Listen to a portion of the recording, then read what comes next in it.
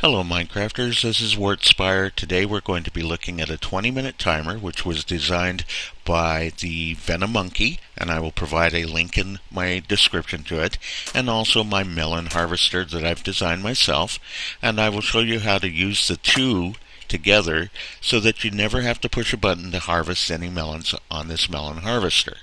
We're going to begin with the timer itself, and I'll give you an aerial view. You can see that it's a very small footprint, 3 by 3 by 2. It uses a solar collector, redstone, 2 torches, and a repeater. So now, let me go ahead and build this with you, and I'll try and explain how it works. As you can see, I've set up my little construction area to do this, so let's start. The first thing you're going to do is place a solar collector there. You're going to place redstone here, and that redstone will be powered as long as that solar collector is getting light. We're going to place a torch on the side of the block. The torch will remain off as long as there is power provided by the solar collector. Now we're going to complete this circuit by placing redstone here, redstone here, redstone here. We're going to place another torch here, and this torch will remain powered as long as there is no power coming to it, to this block. Now, here's the key. We're going to put a redstone repeater right here. That redstone repeater must be clicked 1, 2, or 3 clicks for this circuit to work.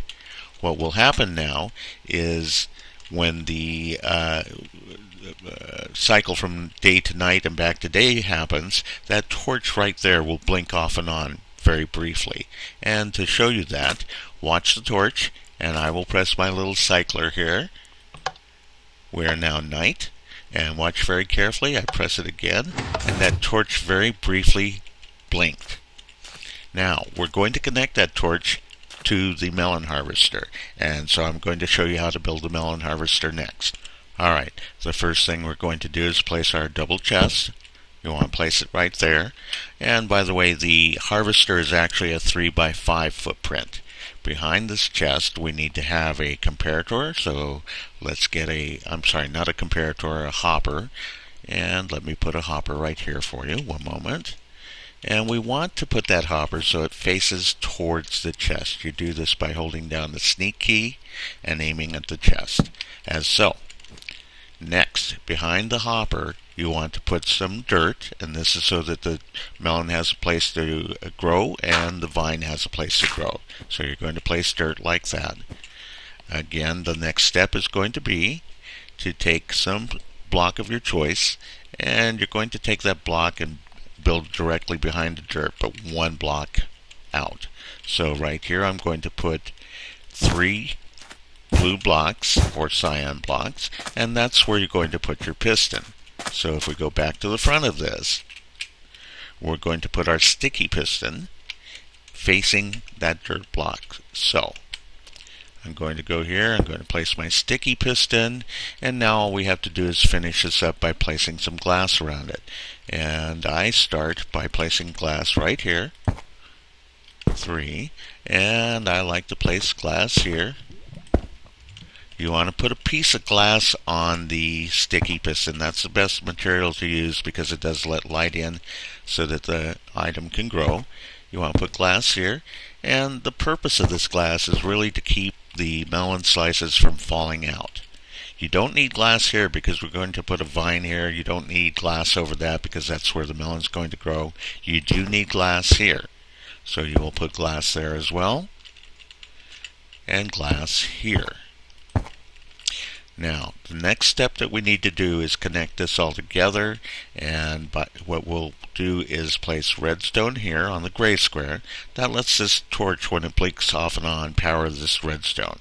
Because it's such a short impulse, you're going to need to put a repeater here and click it back. I like 2 just to make sure it has enough time to power the piston, and then I put redstone here and redstone here.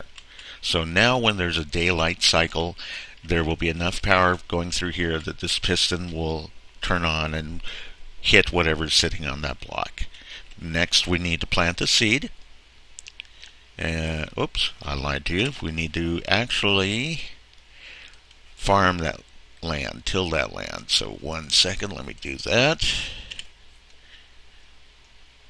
going to till the land. Because it's a melon and it's not going to die, you don't need a water source around this block. All you need is a block of tilled land. I like to use bone meal because that makes the vine grow quicker and I can start getting my melons quicker. So I'm going to put some bone meal on there. And what do I want to get rid of? There we go. And now I'm going to put some bone meal on that vine so we have a fully grown vine. And the last thing we need to do is have patience for a melon to grow there. For this demo, I'm actually going to put a melon there so you can see it work. Now, what should happen when I hit this button and it cycles between day and night is when it goes to night, nothing will happen. When it comes back to day, that piston should get powered, that melon should get hit, and all the slices, or most of the slices, will fall in the hopper and go automatically into the chest. So let's see if it works. There we are, we're night, we're day, and it looks like the majority of the slices fell in there. You can always harvest that one by hand if you want to. I usually don't use enough melon to really care.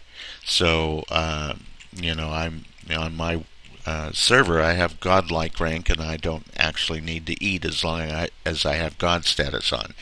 So I use that for making potions, etc. And there you go. It's a basic, simple circuit that you can put together with this timer, and this is an excellent timer. If you use it with a product like the Melon Harvester, you do need to make sure you have a redstone device, a redstone repeater that will provide enough current to this piston to make it activate.